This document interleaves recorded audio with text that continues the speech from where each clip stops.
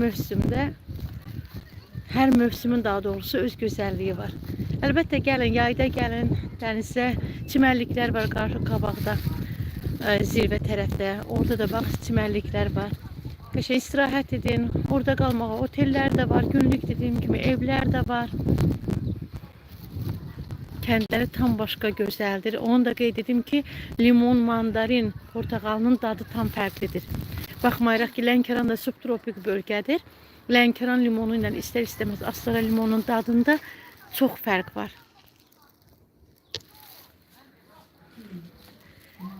Yayda burada canlı musiqilər olur.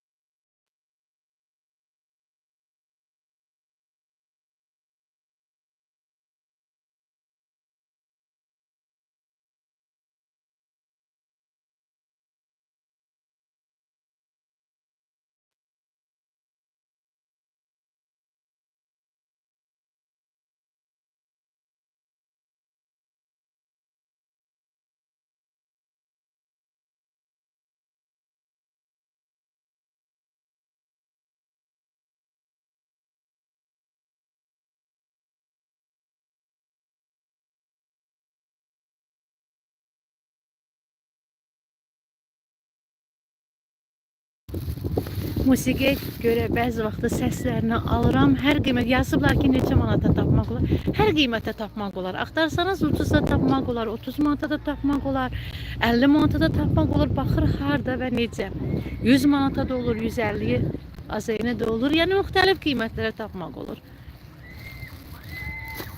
Əsas olur ki, getdiyiniz bir yeri əvvəlcədən planlaşdırın ki, yəni büdcənizə görə uyğunlaşdırın, qənaət edin və gedin. Misal üçün, mən başqa bir yerlərə gedəndə əvvəlcədən planlaşdırıram. Sonra isə yola çıxıram.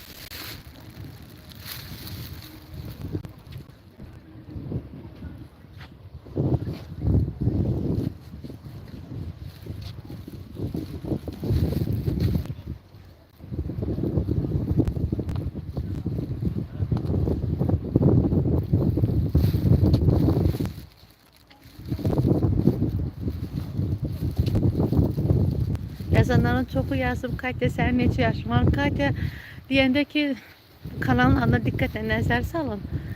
Emirdə ola bilsin Katya görsədəsin, ancaq kanalın adı Arzu Abbasovadır.